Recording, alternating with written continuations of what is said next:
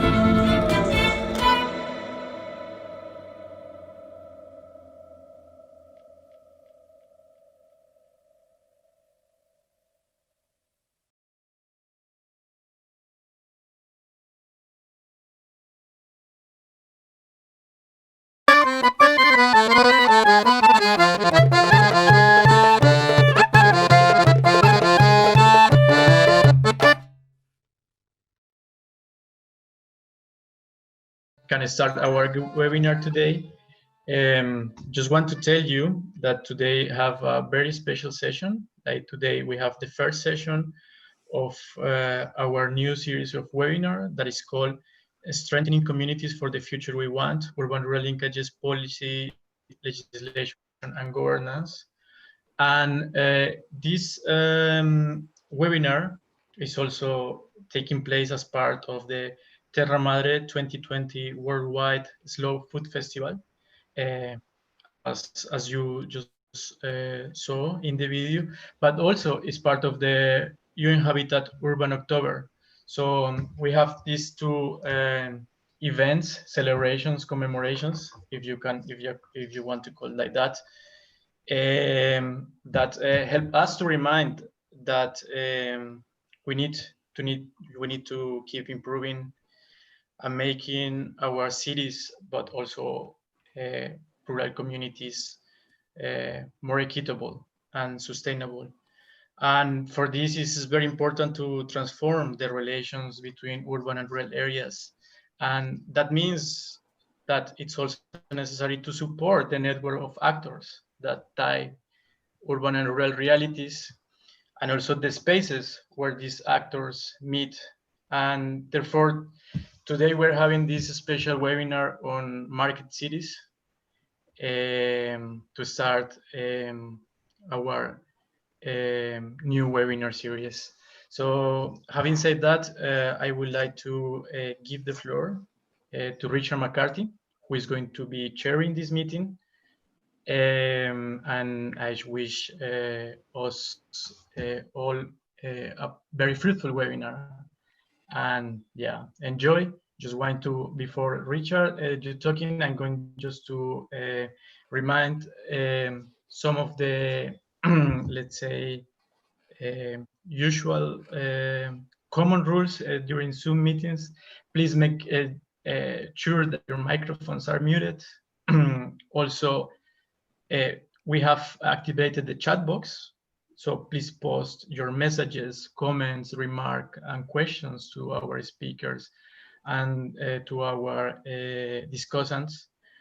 And we will be posting also in the chat box useful material to keep this conversation more interesting and fruitful for all. So Richard, yeah, please go ahead. Camila, thank you so much. Hello, everyone. My name is Richard McCarthy. I am a member of the Executive Committee for Slow Food International and a longtime public market veteran, practitioner. And I'm very excited about this partnership to share what is one of the most intriguing food gatherings on the planet, Terra Madre. This year, it is now in a whole nother sense global and digital, and has provided us an opportunity to collaborate with UN Habitat, which really excites us because within the food movement, of course, we see that there is an extraordinary proximity between food and territories and cities, practitioners and policymakers that converge, in particular in public markets. And that is what we will be exploring this next 90 minutes. Having attended some of these other UN Habitat seminars, I was absolutely intrigued with what Camila described, how vibrant the chat is. And by all means, do populate the chat. And do know that this is streaming via Slow Food on the YouTube channels. No problem, you're good. And and via social media, if you want to comment, the hashtag Market Cities is one that we encourage you to use so that we can get this conversation as far and wide as we can. What is exciting, what we'll be doing for the first half of the presentation, we've got an extraordinary set of speakers who I'll introduce to you as we carry through. And Market Cities represents a collaborative between several veteran organizations who approach public markets from different standpoints of whether it's public health or public space animation or biodiversity and economic development, between Slow Food International, Project for Public Spaces, and the Health Bridge Foundation.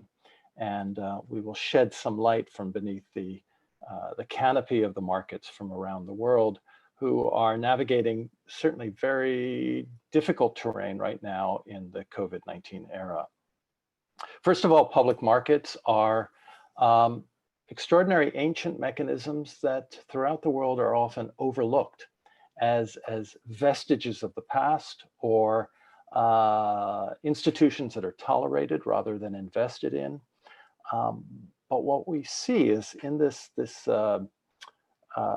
public assembly, recurring public assembly of independent vendors who literally stand behind the fruits of their labor and market it directly to the general public, that there is an incredible opportunity in public markets to achieve a public good, and a public good that finds its ground in cities, which is why we term this opportunity of market cities, but that these markets can become incredible meeting places that unite territories around food, around shared goals, and enable to achieve extraordinary number of capital impacts, whether it is the financial capital you see inside the market, in the informality of the market, the capital impacts, financial capital impacts surrounding the market, and therefore woven into urban planning strategies, as well as the health of the community, the ecological impact, and I think most importantly, something about the ancient mechanism of these markets speaks to maybe how we are wired as peoples, which is maybe one reason why these institutions have remained so resilient, despite the fact that we have tended to do our best to try and demolish them, is that they are resilient expressions of civic engagement. They almost emulate the social contract, which we see really beginning to find voice in markets between urban and rural, and to begin to reformulate what it might mean to reinvent maybe what was once a national import substitution strategy into something that looks more like a regional or municipal one.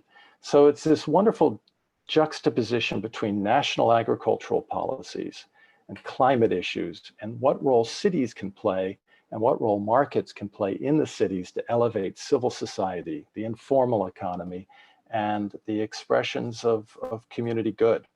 And what we're excited to share today is that the work of a number of practitioners, longtime practitioners in public markets in the global north and in the global south, have recognized and identified key indicators of places that are elevating the role of public markets as conveners. So to look far beyond just the tents and umbrellas of the markets, but that the markets can begin to integrate some of the high-level policy work with some of the low-level work on the ground. And we think that we've found a key to some what could be further future investment in markets, especially because we see such nimble response during COVID in the markets. These are challenging times, but they're also timely.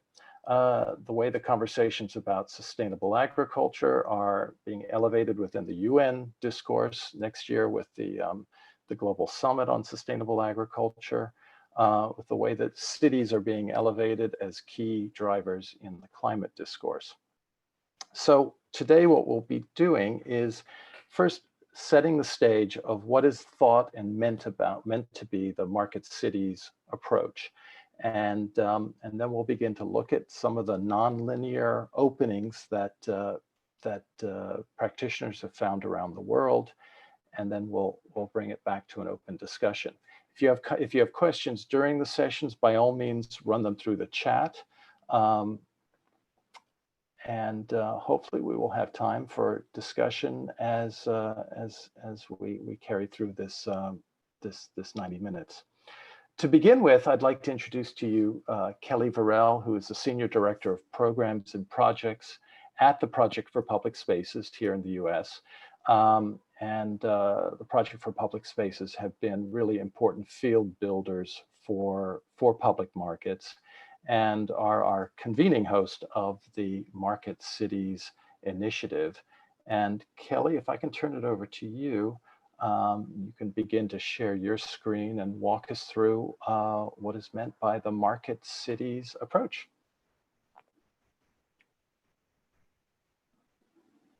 Okay. Thank you, Richard. Seamless, seamless. Is that working? It's working great. Okay, great.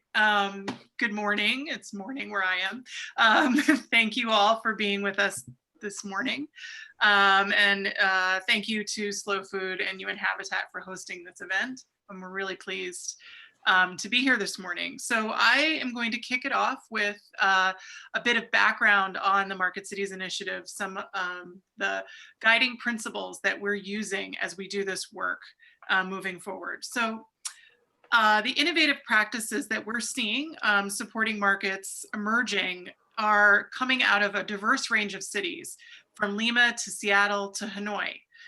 Cities such as London and Barcelona, the two most recent hosts of our last two International Public Markets Conferences, have adopted holistic market city strategies to offer new models that other markets can learn from. The Market Cities Initiative partners have identified the following 7 key principles based on our understanding of these and other innovative public market practices. Okay, give me one. Go. Principle number 1, a market city includes a wide variety of types of markets in a city as part of one market system. Types of markets include everything from a central wholesale market to food and non-food markets, such as flea markets and craft markets, as well as informal markets or clusters of street vendors. Principle 2, a market city organizes a diverse coalition of partners and stakeholders who can collaborate and take action together to achieve common policy objectives. Market cities require participation from market operators and managers, local community organizers, and city and regional government agencies, to name a few. Principle 3, a market city measures the value of its markets to understand how they function. This includes understanding the supply chains for public markets, the quality of the market's physical facilities and public spaces, the economic, social, and public health impacts of markets, and the needs and wants of customers and vendors. Principle 4, A market city has distribution networks that prioritize and support healthy, affordable, and safe food and other goods produced in the region. These networks provide the physical facilities necessary for storage, processing, and distribution, as well as the organizational capacity to connect urban and rural.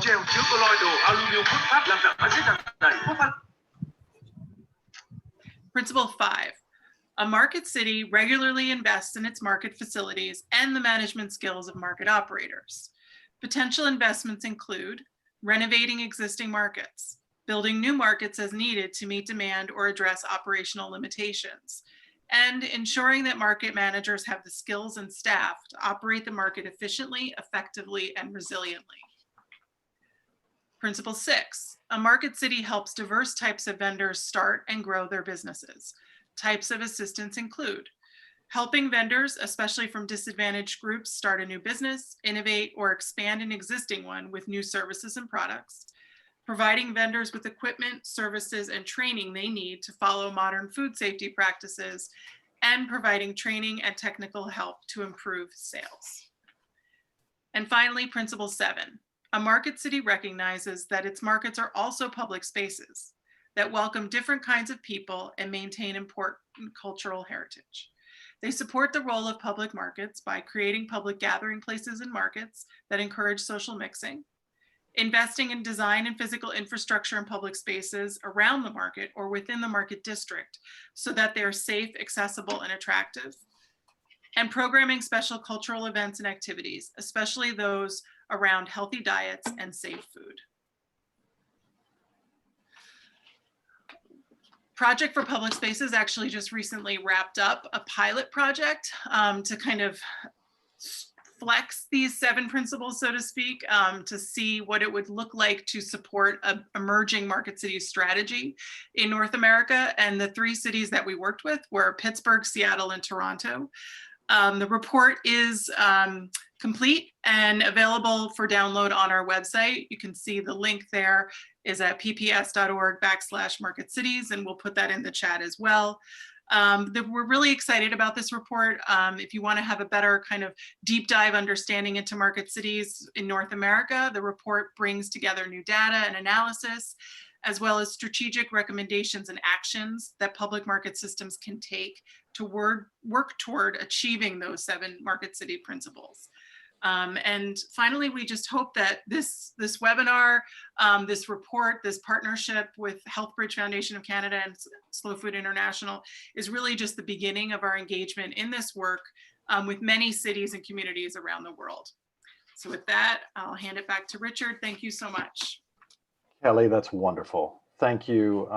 Thank you so much for, I think, walking us through what, I guess, 2 points that really come to mind is, for one, the balance. The precarious balance between commerce and community in these public spaces is something that's often missed, except for those who participate in it, in the markets, and that these 7 principles, these indicators, are not a template. They're not a linear path. You must do 1, then 2, then 3.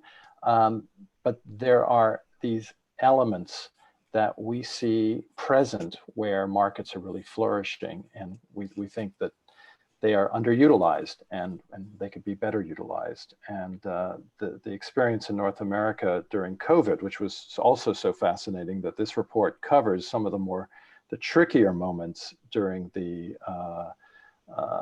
assessment of public markets, is how do markets manage the lockdown, and the agility that I think the report covers really sheds light on the ecosystem of markets, whereas so much of the work the last 25 years has been how to support the market rather than the markets, and I think it really elevates it to a whole nother level. Well, to see what this looks like on the ground, I'd like to introduce you to Kristie Daniel, who's the program director of the Livable Cities program for the Healthbridge Foundation. Though based in Canada, Healthbridge works all over the world and is a public health entity that sees this linkage between public health, public spaces, and economic development, especially in places where the weak social safety net points to the importance of markets as being the social safety net, as the System D, the informal economy, is for many places. And I know that you've got, Kristie, a whirlwind tour for us that you'd like to get started. So if I could introduce you and get you going, the screen is yours. Great, thank you. So this was the part that gave me nightmares last night. Can you see that, Richard? Yes, I can. Great. Okay, wonderful. Thank you so much. So as Richard said, my name is Kristie Daniel, and I'm the director of the Livable Cities program at HealthBridge. At HealthBridge, we work with partners worldwide to improve health and health equity through research, policy, and action. What we really wanted to do today was to show you some great examples of the 7 principles. So we're going to take you on a trip around the world and show you videos from our partners of some of the work that they've been working on in markets. So our first example is coming to us from the Mafra Foundation in Ghana. My name is Namata Serumaga Musasi, and I'm a design consultant with Mafra Foundation in Accra, Ghana. In 2018, Mafra Foundation collaborated with 2 local market communities in a project funded by UN Habitat and the Block by Block Foundation. The aim of this project was to add micro play spaces to the 2 markets. Markets in Accra tend to be dominated by women. From the vendors to the porters to the market queens who run the operations of the market, most people you meet in a market will be women. Many of these women have children. Market infrastructure does not always adequately accommodate the people in the market, especially not the children. Through a series of workshops and conversations with the communities in the market, we were able to explore the various options or visions for what a market that accommodated children would look like. One thing that was very interesting was how quickly the children started to use the spaces even as we were still constructing them. All in all, I would say the biggest lesson we learned out of this project is the importance of enabling the community to define and take ownership of a project that they are going to inhabit. So the Accra example is a great example of principle number 7, which looks at public spaces. But I also think this is an interesting example of principle number 6, which is really focused on helping vendors. Providing supports for female vendors is critical for their success. And for women, the support they often need is help with their children. So in this example, Mafra supported the vendors through ensuring a safe and fun environment for their children, and that will indirectly help the women in their overall businesses. So our next example comes from the Toronto Food Policy Council. Scarborough Farmers Market. Thank you for joining us. And we thank you, Scarborough residents, for your support.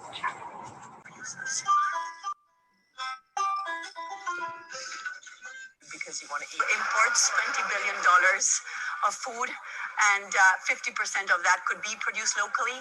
And people constantly keep on saying local food is too expensive.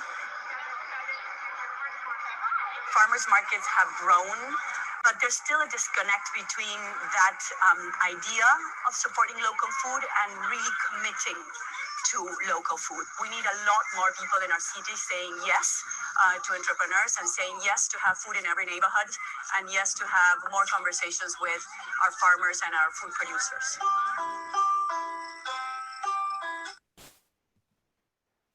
So the Toronto example gave us an example of principle number 4 and looking at food systems and urban and rural linkages. And although there's more work to be done, Toronto has a green belt that surrounds the city, which is approximately 2 million acres of protected land. Farmland around Toronto has been under threat as approximately 100,000 new immigrants to Canada arrive to the Greater Toronto region each year, and that creates a massive demand for land. So the Greenbelt was created in part to prevent further loss of farmland. Markets support almost 3,000 small and medium-sized businesses across Toronto and the livelihoods of local farmers. And the local markets play that critical role in providing access to local, fresh, high quality produce to tens of thousands of urban residents. And so it's an important example of urban and rural linkages. So the next example comes from Healthbridge's Livable Cities program in Vietnam. My name is Han. I'm project manager for Livable Cities. I'm coming to you from Hansa Market in the center of the Hanoi city. At one time, this was a thriving market full of life and energy. But in 2011, the city government introduced a policy that would shut down all markets and replace it with shopping centers. I'd like to show you what this market looks like now. There's no life here. Vendors find it difficult to sell and customers don't want to come here. Instead, many of the vendors have moved out to the street, and this is where customers would like to shopping. But for now, street markets are mostly illegal, and these vendors are now considered informal, and therefore their livelihood is over at risk. But saving the markets isn't enough. This is Châu Long Market. It's an important market for the city and for this neighborhood. It's a place full of people, but as you can see, it needs renovations. We work with Steve, who is co-founder of PPS, to organize a design workshop with Hanoi Architects Association, and teams of young architects came up with some great design concepts for 3 different markets. As a result of that competition, the national government became more interested in markets, and we are now working with them to develop national policy that will protect and preserve markets into the future. So the Hanoi example highlights the need for policy at both the local and the national level. The city currently has a variety of market types, which addresses principle number 1, but not all types of markets are formally recognized. And in order to save the markets, Healthbridge Vietnam organized a campaign, which is an example of principle number 2, as it involved a wide variety of stakeholders in the city, including the Women's Union. And they helped organize a month-long exhibition on markets. Now that the national government is interested in developing a national policy with stakeholders, that will have far-reaching implications for looking at markets as an integrated system throughout cities in Vietnam. Our next example comes from Barcelona city government.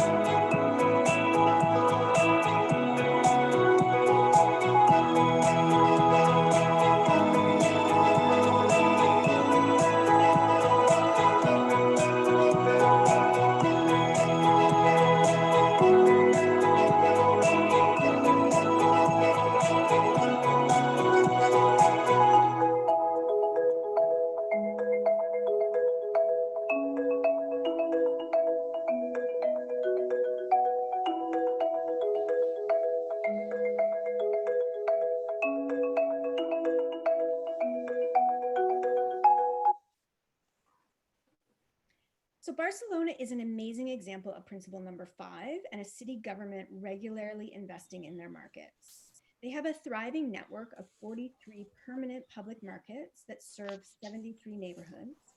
And from 2011 to 2015, Barcelona invested 133 million euros in market renovations, and 25 of the city's markets have undergone major restoration. 8,000 vendors work at over 40 public markets throughout the city, supporting 65 million visitors a year and a 1 billion euro turnover. So it's clear that public markets are a substantial economic driver in Barcelona and the surrounding region of Catalonia. So our last video comes to you from our partner Urban Planning for Community Change. Hi, this is Verel, Executive Director of Urban Planning for Community Change. I'm coming to you from Kilombero Market.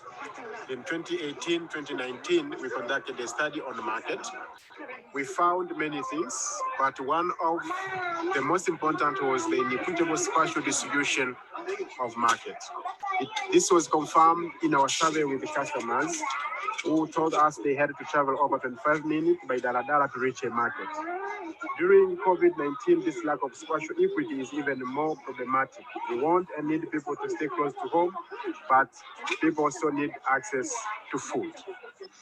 We have only just started working on this issue, but we believe the game to provide an opportunity to fix this spatial inequality, especially in the short term. The Genge are small informal kiosks located in neighborhoods, often by bus stops. They typically purchase their food from the market. Some of the things we are looking at include better supporting these informal vendors through training, broadening the product they sell, and better connecting them directly to local farmers. Thank you. So this example from Arusha really demonstrates the need to understand your market system. No one had previously looked at markets in Arusha, and so although people would realize that they have to travel far to reach a market, seeing the map, which visually depicts the inequitable distribution, really brought that message home. But the Tanzanian story also highlights the need to focus on principle number 1. The Genge have the potential to serve the community much better than they are now. And if we work on principle number 6, which is helping vendors grow their business, and principle number 4, by better linking these Genge directly to the farmers, we'll be well on our way to supporting Arusha to becoming a market city. So we believe that it's important for cities and stakeholders to really understand their market landscape. And to help with that, the Market Cities Initiative has organized a webinar where we will be sharing methods and tools for mapping markets. So please consider joining us on December 1st. You can sign up at the link that's on the page, and I believe that Kurt is going to be copying it into the chat box as well so that you can copy it from there. So thank you very much. Kristie, thank you so much. Thank you for demonstrating that there are so many different points of entry. There's not just one avenue. And I suspect that our next speaker, Cecilia Andersson, who's with the Global Public Space Program at UN Habitat, is extremely familiar with the multiple points of entry that come with this kind of public space intervention that links people, places, and products. So Cecilia, welcome, and over to you. Oh, thank you very much. Can you see my screen? Yes. Super. Let me just, I'm sort of a little bit challenged with the technology, but I will start from the beginning. And yes, good morning, good afternoon, and good evening as it is in Nairobi. And I'm really, really happy to be able to join this webinar on market cities. And actually last night I was doing quite a bit of reading about markets and the history of markets. And it's really amazing how markets are actually so ancient. And I think you talked about that, Richard, how ancient they are. And, you know, it was a way of actually providing goods and services to the surrounding locality. And how we, as we became more urbanized and as we were introduced to the cash-based economy, how market towns actually started to increase. And they were often located where there was good transport or good connections to transport, for example, crossroads or rivers and similar. So, and historically how the markets were often open air. But as we urbanized, this changed, and larger cities had higher demands on products coming into the markets. And with the increase of trade on a regional and international scale, this changed how our local markets actually looked. And with the rise of import and export and a broad range of goods, it contributed to moving away from actually the reliance on local produce. And we also saw permanent shops popping up as well, which were a more reliable source and providing stable trading hours in comparison to the markets, which were often periodic. And but I think we actually really need to look at the benefits of those marketplaces, and they're numerous, and I'm not going to go into them. But you know, we're talking about employment, encouraging local businesses, local production, promoting urban regeneration as hubs of services, boosting the local economy, building social capital, and bridging the urban-rural divide through trade and economic flows. And Kristie actually talked about this, how important markets are for local economic development. And Kelly also touched upon this, on how important it is, both on the neighborhood level, where you can see that local markets have an impact on both directly, but indirectly. So indirectly with that it actually creates a lot of activity, but directly in that people were earning a living, that local government actually could also earn a fee from the market stalls that the vendors were renting, and this actually provided this now economic cycle on the local level. But I think it's also really important to actually bring out that on the neighborhood level, especially in the global south, we're seeing how important it is to have those mixed or multi-purpose market spaces. And I think the example from Tanzania was also showing that you know, a car park can actually become a market during the weekend when it's not being used as a car park. And so it actually relies on local governments being quite creative and actually identifying those spaces, and also actually adopting legislation to be able to allow that to happen. And I think also Kelly talked about this, about how sort of small street markets can occupy spaces. And we're talking about in the global south that about 60% of the population rely on informal work. And a lot of that informal work is actually around trade and vending on the streets. So, you know, it's also about local governments being very creative in sort of linking that formal and informal economies and providing that space for traders. And now with the COVID-19, we've actually seen how many of the markets have been struggling to be able to then accommodate and adapt to the situation. And we were approached by the mayor of Banjul in Gambia, where she was actually struggling with how can I actually ensure that my market spaces can be open, but still ensure that people are safe. So making sure that people are physical distancing, that the vendors are safe, but also the general public from virus infections, and promoting good hygiene. So we supported the mayor of Banjul in trying to come up with a plan for how she could do that. And part of it was around tactical urbanism and meanwhile planning. So using, trying to rework how the space is used around the market on the streets, for example, that market spaces could be allocated to street vendors, so you're decongesting the market. We also actually looked at the design approach, the design of the marketplace, and ensuring that that could be designed differently to ensure physical distancing, but also introducing materials that are more easier to clean and disinfect. We also looked at partnerships and how important that was, to work together with the market leaders and the vendors to come up with a strategy that would actually suit them the best. And that area-based approach, so using those design interventions to rethink how can we actually share public space and public facilities and create more room, but also actually letting the market spill out over into the streets. And we also identified some open spaces close to the market that street vendors could also move to. And I really love these 7 principles which Kelly just ran through earlier, and I think it's really important when we're looking at the role of local government. And a lot of local governments they know where the marketplaces are, but they're not always sure how the marketplaces function, who works in those markets, how are they managed.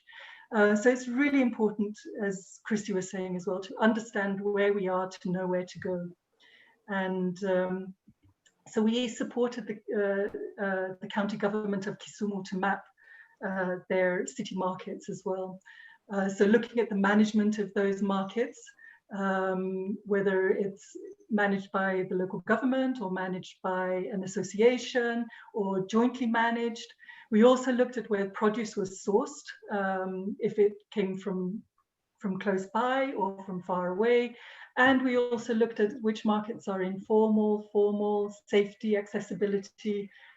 We looked at the spatial the distribution across the county and across the city, and how inclusive and safe those markets are and how accessible they are to the people that are there. We also worked with our colleagues in a different unit on mapping markets in the West Nile region. So looking more on a regional level, so from 3 municipalities, and how those what markets there were and how those markets actually connect with each other. And the importance here was also the focus on social inclusion and social cohesion, because we're also looking at the internally displaced people and how we can actually use markets as a way of building that social cohesion between host communities and internally displaced communities, and using the marketplace as a space for that.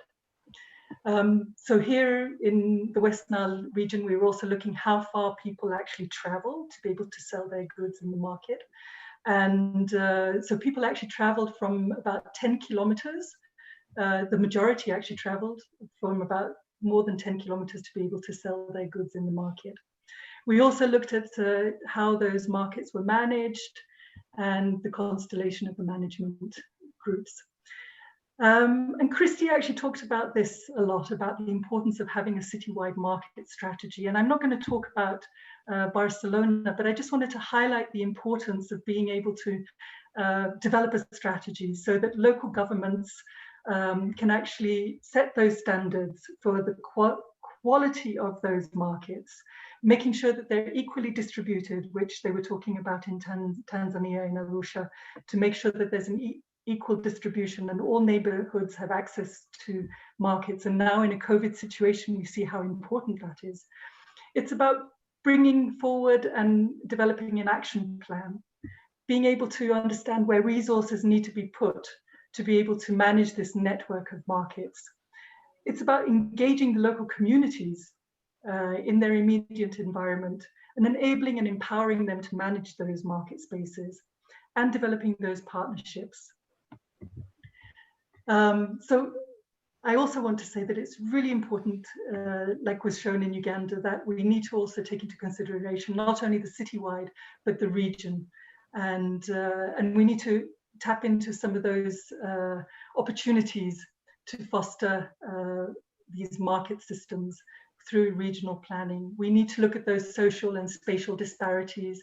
We need to look at the regional economies, and if we look at it from a regional scale, how we can actually create those economies of scale and agglomeration.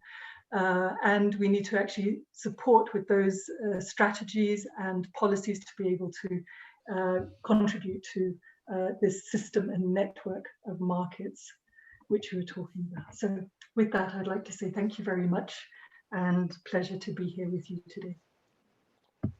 Thank you so much, Cecilia. My goodness, there are 2 concepts that jumped out of my mouth as soon as you started talking about them. One is governance. I know that as a longtime practitioner of running farmers markets in New Orleans, I would get hammered as an urban advocate dweller, market developer, of why did I care about rural issues? And similarly, I'd go into rural meetings and they're like, why are you here? And I think what may help us climb out of that territorial governance question, regionalism, is what ran through all of your slides, is the issue of imagination. We need to reimagine the markets as playing a different kind of role and help elevate them as not just these things that exist, but mechanisms that are strategic, and we can leverage that region because people can touch them. They touch them through the biodiversity inside the markets and with the accents and the voices that are heard. When it comes to the accents and in particular the tones of the voices, I'm excited to introduce our next speaker, John Taylor, who is the Chief Technical Advisor for FAO Bangladesh, and in particular is working on the Dhaka Food Project and the markets in Dhaka. I have the absolute joy to work with John on the markets in Dhaka, especially in the post-COVID era, where we really got to see the markets tested, and we're able to identify where is their leadership in these sort of long underfunded wet markets, where are the opportunities to bring them outdoors, to bring them to the scale of neighborhoods, and also begin to challenge some of the issues that Kristie raised with Ghana. I mean, how different, though the markets have the same structure and concept throughout the planet, the nature, the cultural nature of the markets do reflect their places.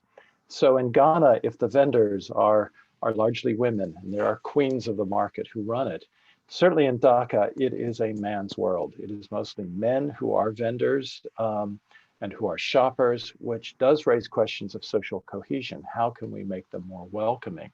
All these issues really come to the fore during this compressed period of COVID. And I'm really excited to welcome John here, and John, to give you the floor and to take over our screens with your story, your images, and your insights. Thank you, Richard, and thank you everybody for joining. My name is John Taylor, and I work in Dhaka, Bangladesh. I am the Chief Technical Advisor for a project called the Dhaka Food System Project, and our project wasn't initially focused really specifically on markets themselves, but we obviously saw the great opportunity and importance of markets that play in this city, a city of, let's say, around 20 million people, if you think about the greater Dhaka. And a study that FAO had done in 2018 revealed that, despite the growth in popularity of supermarkets, over 84% of households still use wet markets. So we saw that this is obviously a very important area for the city. I'm going to present some slides here. So the project started maybe a year ago, and I think the COVID really kind of reshaped or refocused a lot of what we were doing. And I'm going to talk today a little bit about how COVID has had an impact, what happened over the course of the last few months, and how that's helping to indicate some of the opportunities or issues that we are now sort of more or focusing on, working with stakeholders and the government to address. So obviously, as I said, this is a huge city. Food is a very important part of not only people's everyday,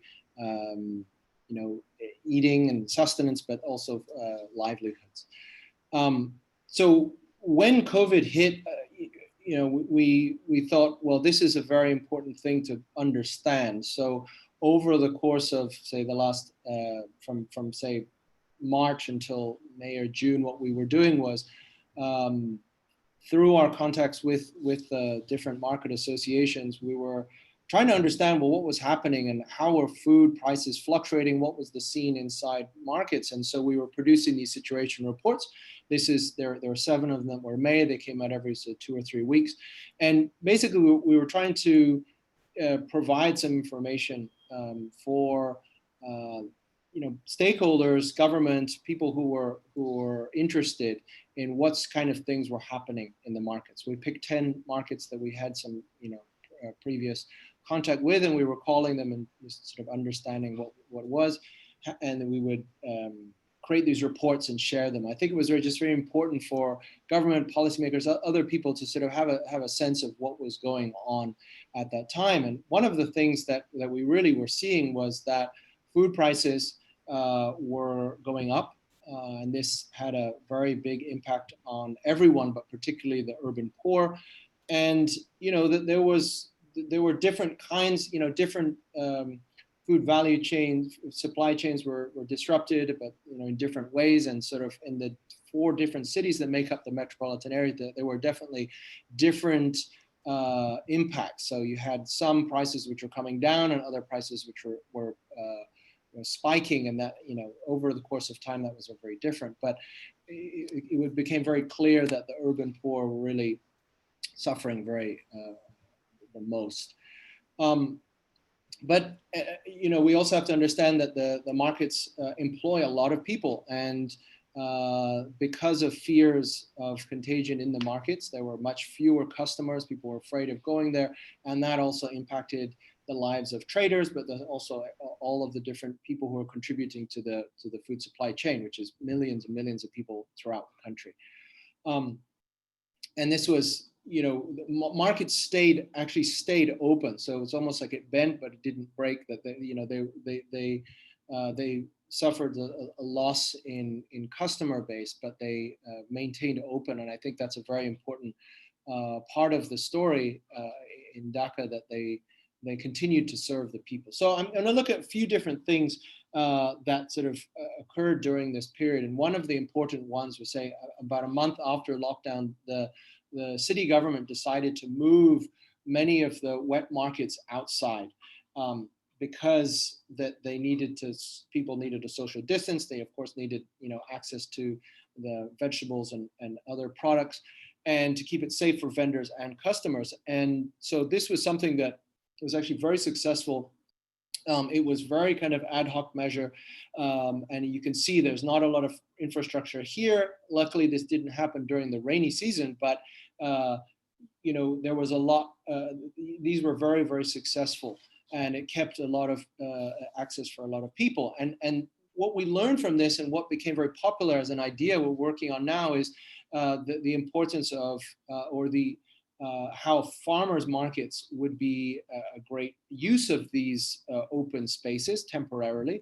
And this is something that we're working on with the mayors and stakeholders now, is to kind of link farmers in the sort of close to the city with the city, shortening those supply chains, but having this kind of offer of farmers markets. Another thing, sorry, this is quite pixelated, but another thing that was very important was that the army stepped in. And so this was sort of a national government initiative, but the army came in and helped to buy a lot of products from farmers who were, let's say, suffering from the inability to sell or bring their products to market. They helped to transport, and they helped to organize sort of manage and administer the safety measures around some of these markets. And in some cases, they were even providing food to the very poor in a way that allowed them access.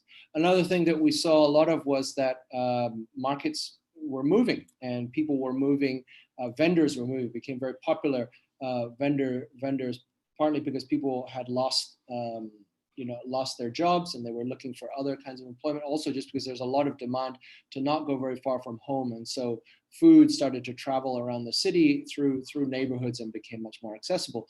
And as a result of that, we're trying to help. The government's not very well suited to supporting this kind of distribution of food. And so we're working with government and other stakeholders to understand, well, what can make this kind of food distribution safe and more available to people. But not only were there kind of informal vendors, also the government started to make their food available, or sort of got into bringing food from fisheries from outside of the city. And we see a number of different government-led initiatives. Here's a smaller farmers market, which brings in sort of products from farmers who are working with the government to different places in the city. And this is only one example, but it gave those who use it the idea that, well, it's important that we can try to expand on this. So I think it was some of these initiatives that kind of rose in popularity because of the pandemic kind of offer some good examples. Another thing that we were looking at when we're with markets was just, the use of face masks and were markets safer places, and we found that they were indeed not. And this was just a quick survey, but it helped us to understand that trainings were needed and market associations had to be engaged in a form of training that could help to build understanding of the vendors, also the market association, their role to manage this, and to put a lot more information out there for those vendors and shoppers. So those are just some, I think, some examples of how the food system was very much put under a lot of pressure. Markets ended up being extremely important places to keep the food supply open. But since there was so much of a pressure on it, it revealed a lot of areas where I think policymakers, government, stakeholders want to improve, to strengthen and make more resilient, more accessible. And those are things that we're trying to address going forward. Thank you, Richard. Thank you, John. And thank you for showcasing the extraordinary echoing of something that Cecilia mentioned earlier, is this multi-use of space, and how creative markets and local, and I think, interestingly enough, national government was to intervene and recognize that when, at this very moment, when safety is on people's minds, it becomes something that travels far beyond personal safety at a time of a pandemic, but also the safety of food and the financial safety in the economy. And we've noticed safety has become a key piece of terminology that I think provides markets an opportunity, especially since we can provide the transparency to actually observe the safety, and hence the measuring the mask wearing and the indicators of, are these places being managed with safety in mind? Well, thank you, John, and thank you for all of those presentations. We have stayed pretty close to on schedule, but we knew that there were several remarks and insights we also wanted to squeeze into the conversation. And so we have two discussants joining us, one from North America, one from South America, to provide some insights and responses to what they heard. To start off with, I'd like to introduce you to Michael Hurwitz, who is the GrowNYC Green Market Director in New York City in the United States. So GrowNYC is a 501c3 entity, a nonprofit entity, so an NGO that has a very close association with the mayor's office. And I think, Michael, you have probably a wonderfully close, intimate, love-hate relationship with the mayor's office. But I think it sheds light on one of the questions that have come up throughout all of these markets, especially the informal markets, the ones which, like the green markets in New York City that operate out in the open, may appear informal, but have to negotiate and navigate very complex regulations and relations with city government. And when I look at the chat box, I see so many questions coming up with this concern for regulations, and how do markets join in that conversation rather than just being at the end and recipient of regulations. How can we maybe begin to shape regulations? Michael, I know that the markets were under a great deal of stress once New York City became an epicenter for COVID-19. There was a lot of effort to deem the markets as essential services, and it's been a whirlwind trip ever since. And we'd love to hear what your insights are regarding this market cities discourse and where you see your experience once you've caught your breath come in. And Michael, the floor is yours.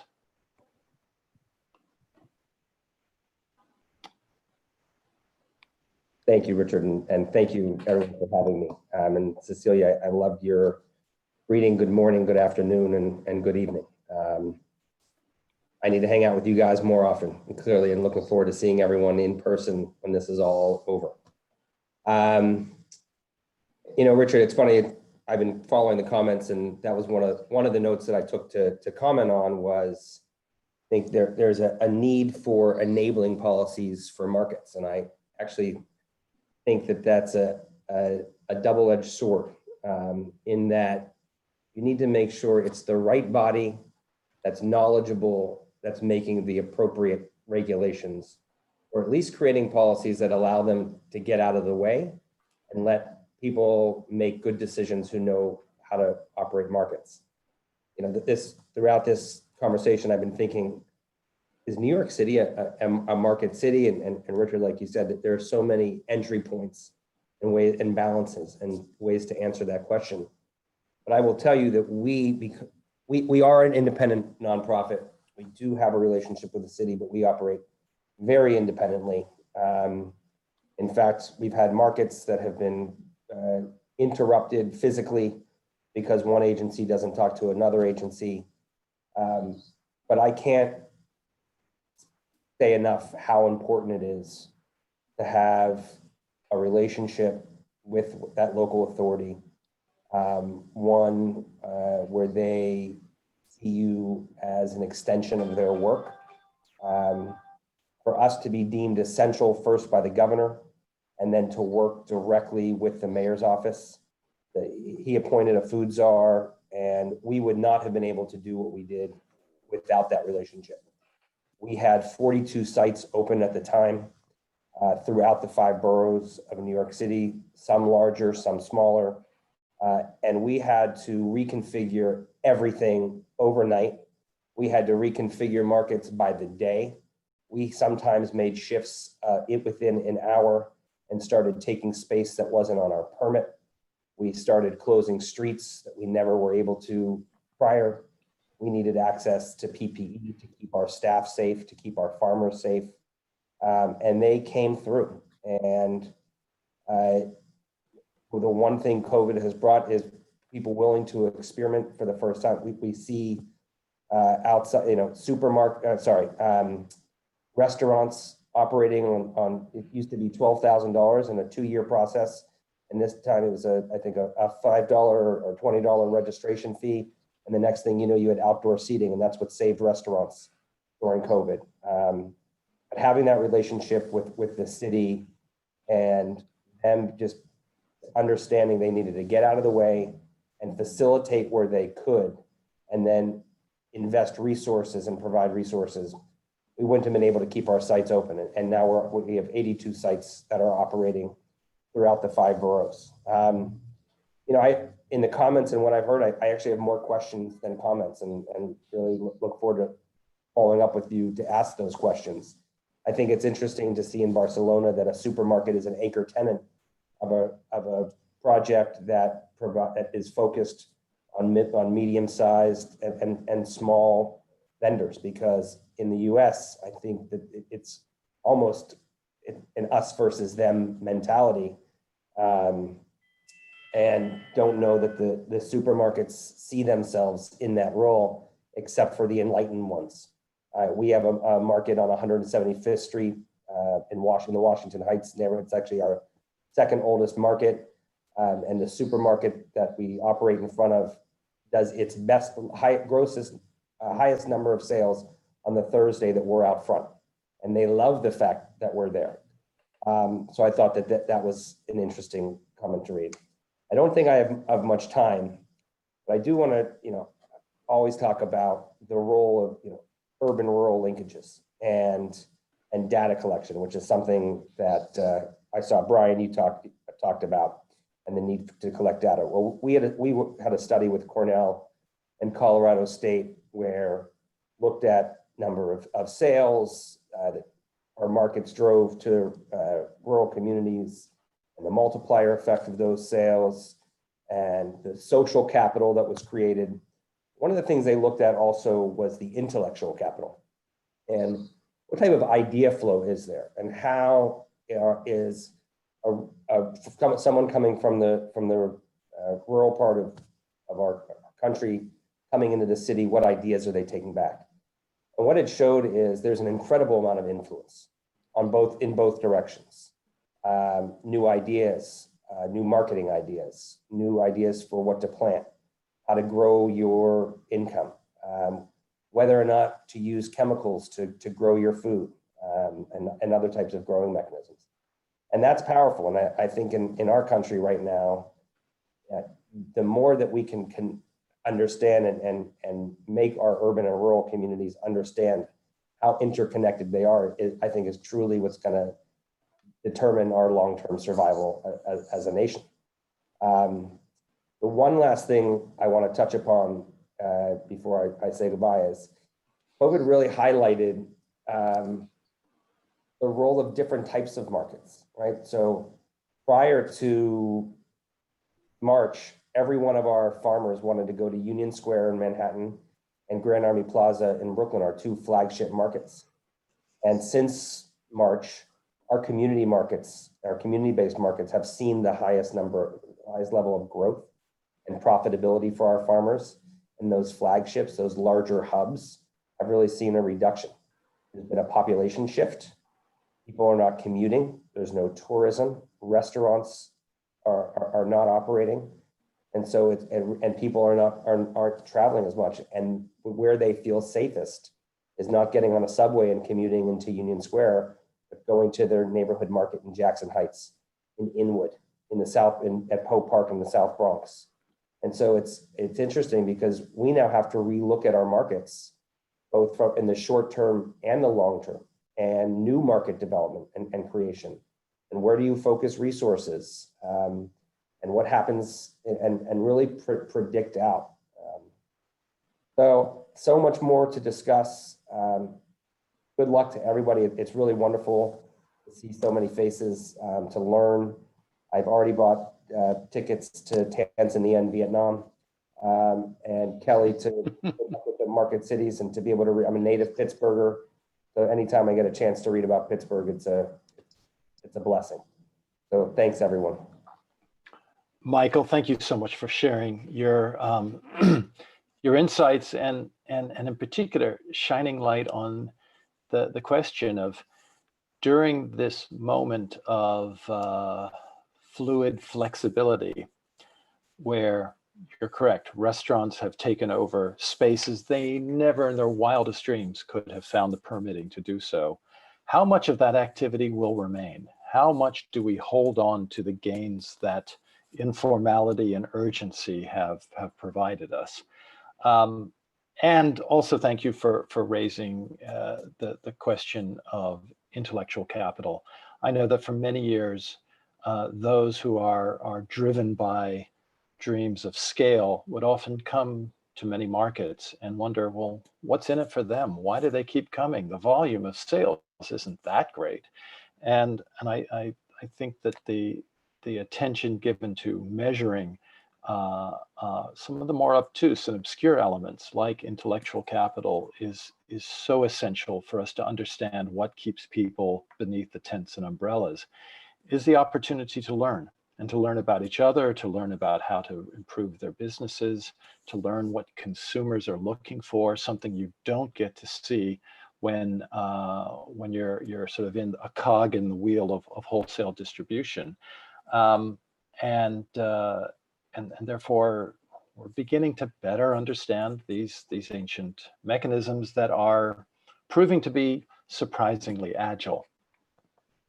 Also looking through the questions in the chat, I'm excited to turn attention to María Huaita Alfaro from Lima, Peru, where she is an urban markets and food and planning expert and a consultant in this space, because María, if you can shed some light on the fact that during the markets, they were not thought of as safe. In fact, one of the main concerns was, and I'm thinking in particular in Quito, that COVID-19 was spreading throughout the market among the vendors. And it raises some of the questions of governance and the voice of the vendors and the associations, whether it is association of vendors, association of markets, how do they have their voice heard in the process when crisis hits? We're so thrilled that you're able to join us from South America, and I give the floor over to you. Thank you, Richard. Thank you for the introduction and the invitation. I'm very happy to be here with all of you. My first thoughts when I heard about the event was that my biggest reflection about this time, the COVID impacts on markets, but also my previous research and those learnings that came along with that research were that, well, the main learnings were that markets were sites of connection. Now seeing all these stories and experiences shared, I see that markets are really connecting different stories in these completely different cities, maybe in the way governance is enacted in each of them.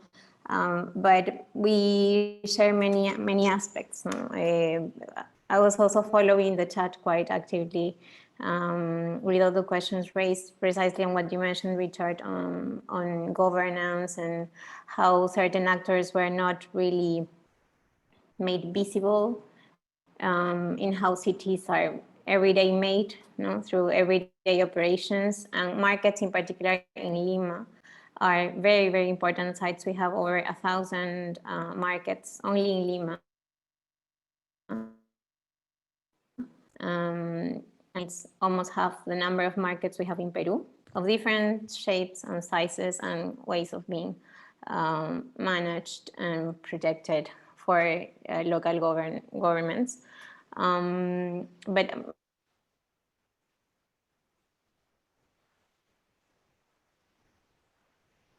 me referring to, I have mentioned more markets.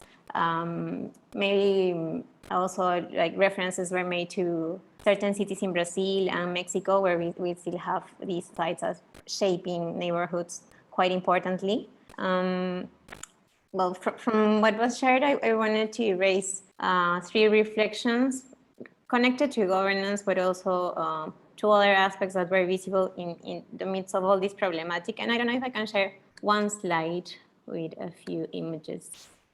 Let me try if it works. So yeah, at the beginning of the pandemic, it was a big issue to deal with markets, and the government here, the central government and all local governments realized that they were, even if they were trying to enforce restrictions for mobility and other types of social connectedness in the public space, it was very difficult because of the number that I mentioned. And besides, only markets, it's a very, very rough average of 300,000 workers. But if we add informal workers around markets, it's over 1 million. Only in Lima, you can count that number according to WIGO.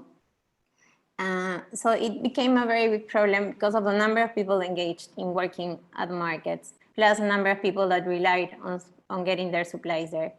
But in the midst of all this problematic, we started seeing expressions of interest from different specialists and organizations that are now, as I mentioned in one of the comments in the chat, are now contributing in providing ideas and also helping with gathering data that we didn't have because we didn't have clear policies for markets.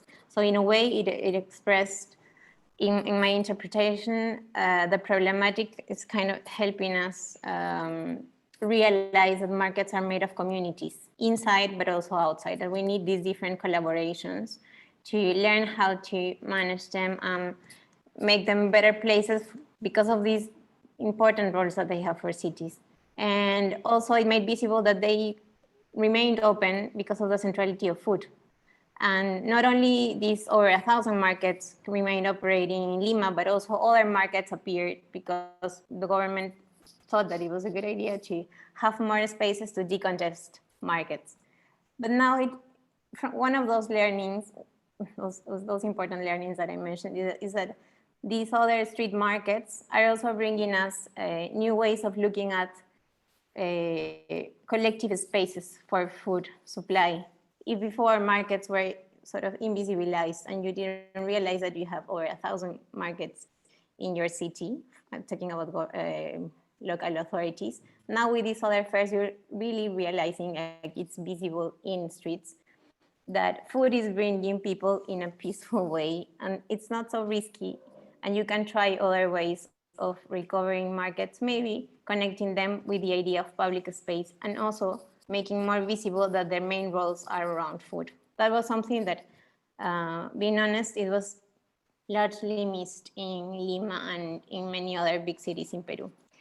And well, finally, my thoughts are that maybe these learnings around the idea of, or the recognition that markets are made of communities and communities of different actors made them, and the role of food as well made more visible what different transitions can see in the future for markets in cities such as Lima and others that I've heard now in the examples that I think in these comments maybe you will see some things that are similar in these different stories with markets in Africa.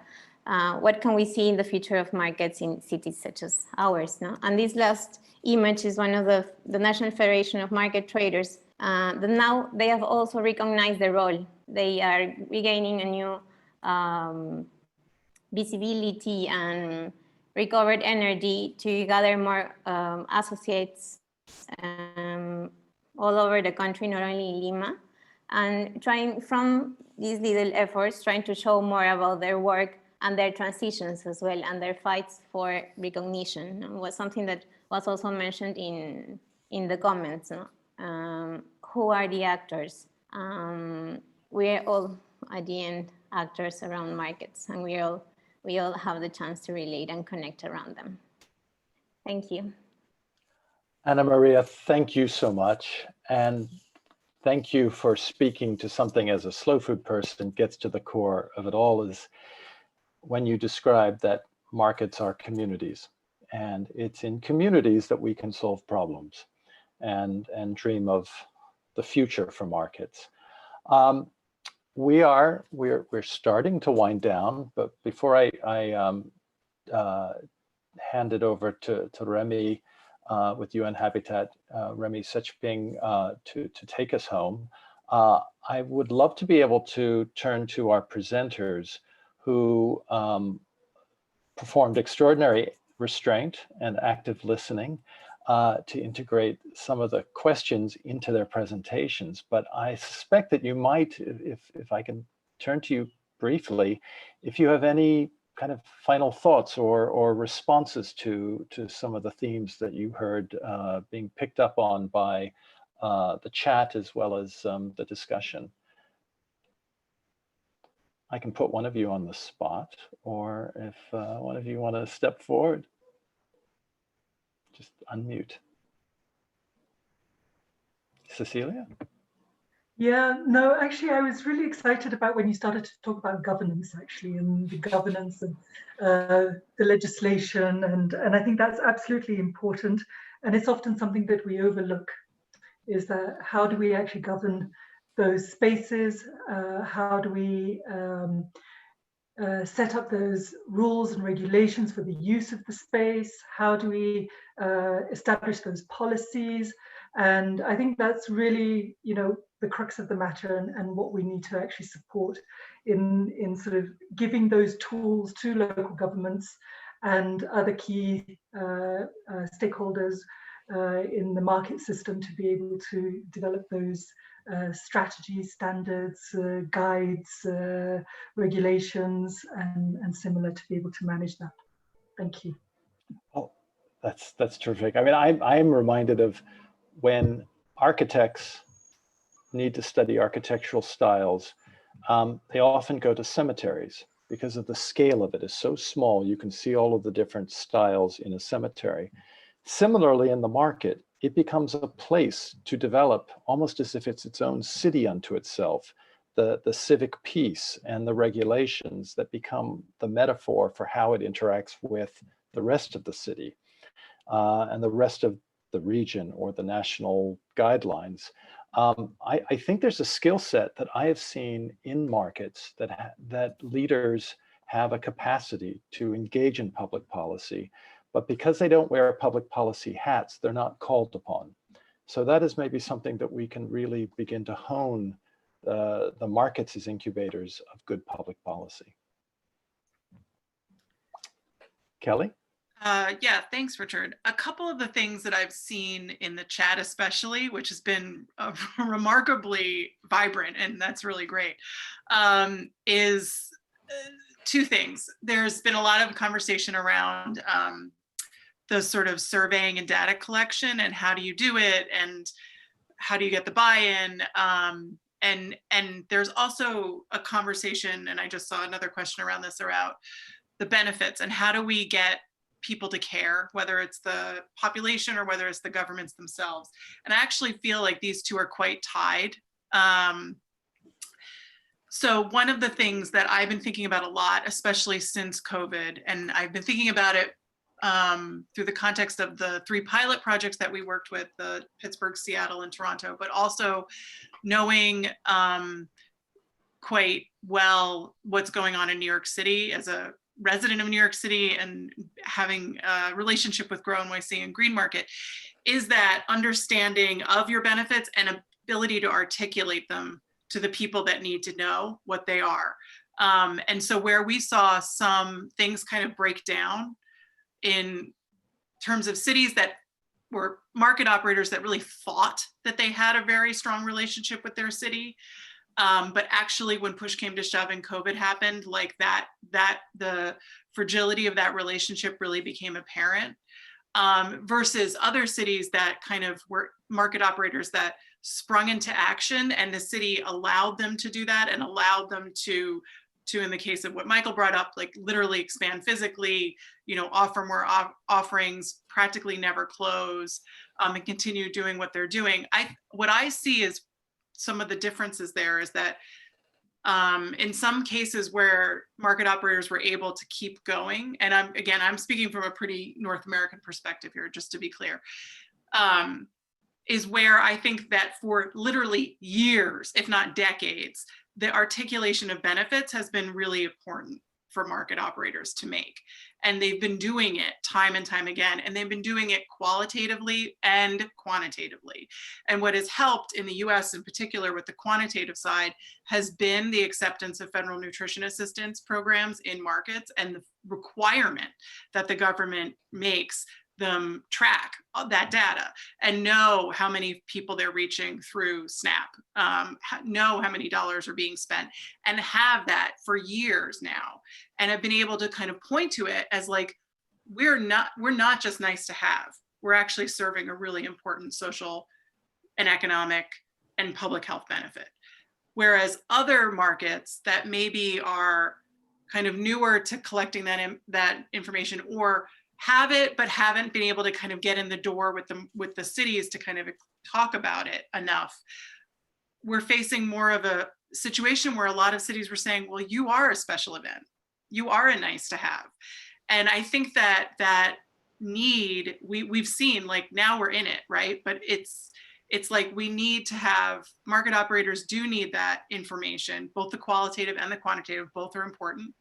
And markets often are lacking the capacity to have that quantitative data. And that's why, we realize especially through these 3 pilot cities, like just how powerful it can be to have that, but it's not an easy lift. So I don't want to make that kind of suggestion, but I just want to talk about, like, I just wanted to bring up the importance of really understanding the benefits, really putting time into getting those benefits, which is, you know, what we're going to actually talk about in another month or so.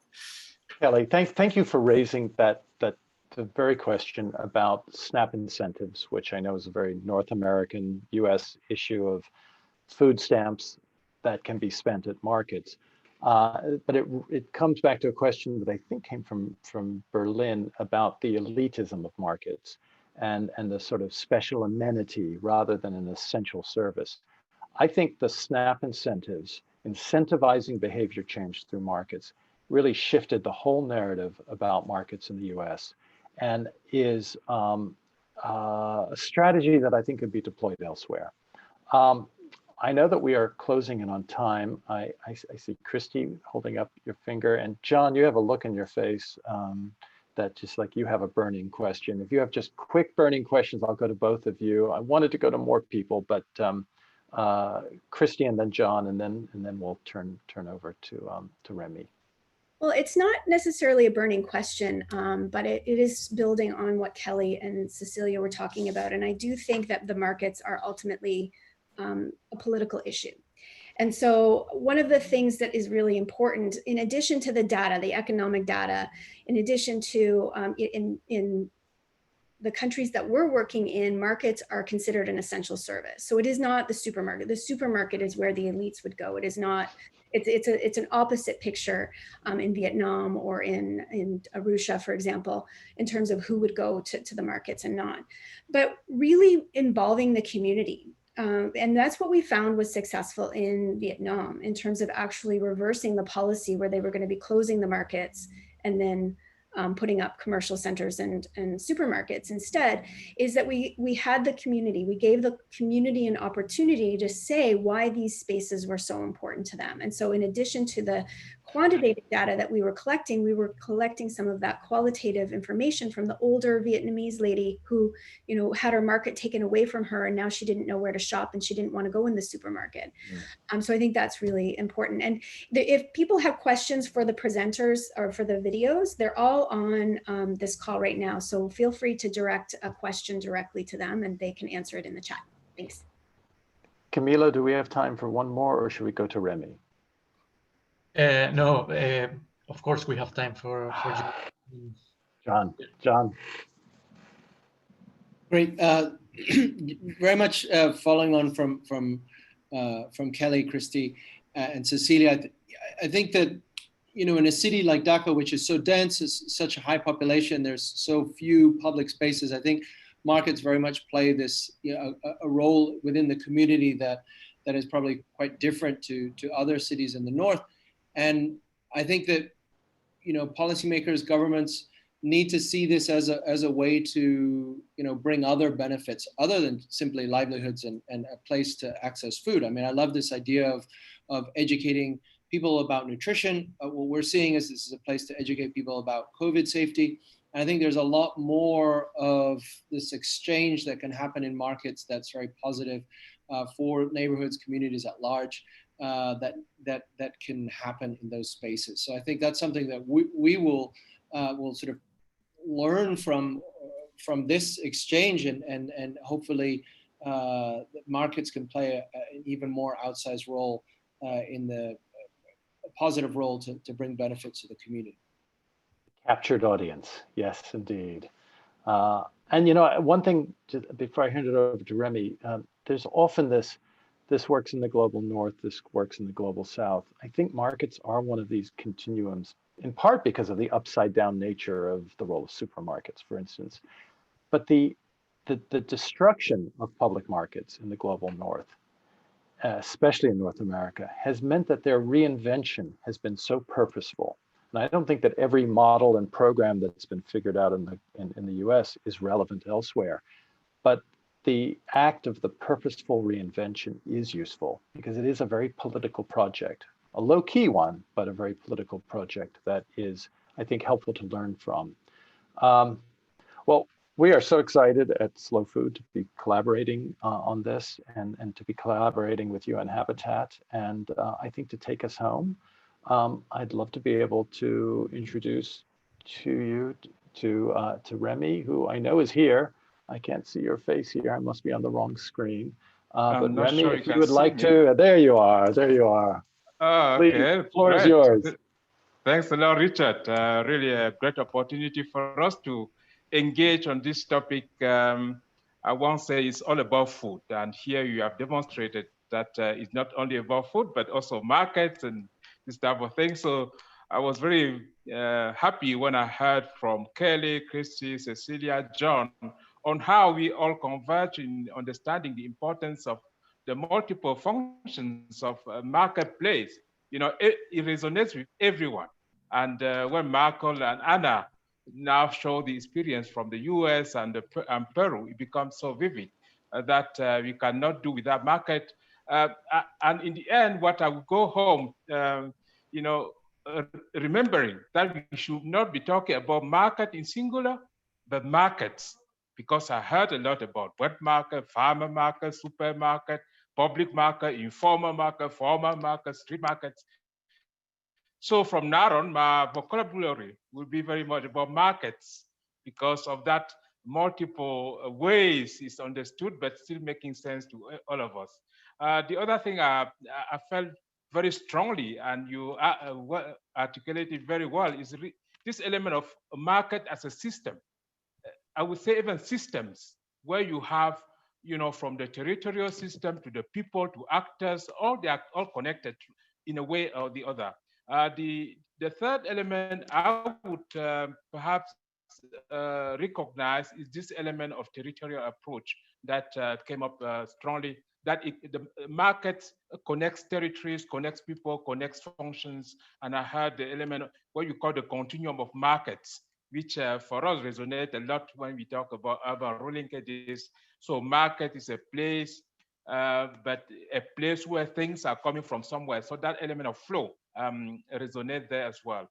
It makes it very much relevant. And we heard a lot about the role of local authorities and communities in working together, how local engineered policies or local policies can make a difference in making sure that the market is that inclusive place that can play multiple functions, multiple roles, and optimize really the resources that are available.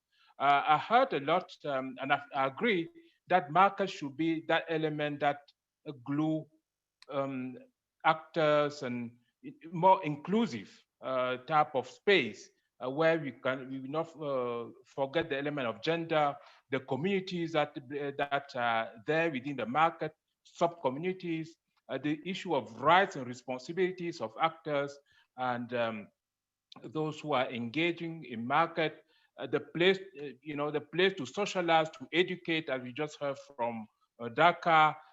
So they have multiple benefits that we have to acknowledge. But to make that work, we heard a lot about data, knowledge. We have to make sure that the data talks to policymaker, can help us build evidence that policy that could make a difference overall.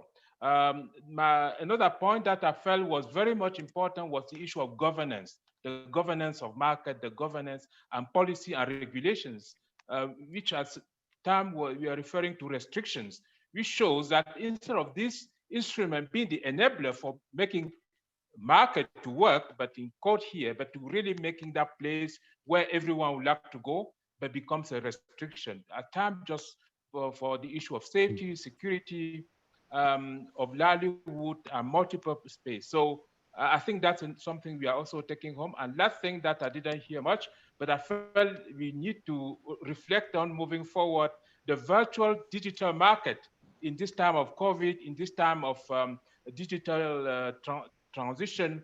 What does it mean when you now talk about markets? What does it mean when we go online, where most of the things are now online? So I will stop here, Richard.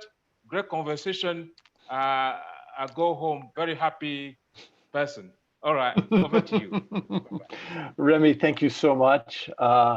And thank you so much for collaborating with us and allowing this conversation to be part of the Terra Madre worldwide. I hope that everyone has connected with new new partners and allies, and we can keep the conversation moving forward. Of course, this is being recorded and will be posted on I think, both the UN Habitat website as well as the Slow Food Terra Madre one. Thank you to all of the presenters for being so purposeful and disciplined. They were extraordinary, and thank you for bringing in the world of markets beneath one canopy this morning, this afternoon, and this evening. Camilo, is there any last minute housekeeping that I should mention other than the December 1 is the webinar that the Market Cities initiative will be staging around mapping your markets, which is one of those first steps to identify these assets that are in our territories. I know that there is a session, a UN Habitat webinar coming up soon as well. Is that correct? Yes, Richard. Thank you. Thank you for moderating this meeting today. Also, thanks to you. And just want to take thanks once again to all the speakers, to Cecilia, Kristie, John, and Kelly, and also to our discussants, Michael and Ana Maria. And yes, our next meeting will be in mid-November, and as a follow-up of this webinar, all the people that is here attendees, you will receive the video as Richard mentioned. And yes, so thank you for being today with us and taking the time to participate and help us to learn more about these important spaces in cities that connects territories. So, Richard. Okay, well, if I can take us out with some inspiration, why don't we return to good, clean, and fair images from Terra Madre.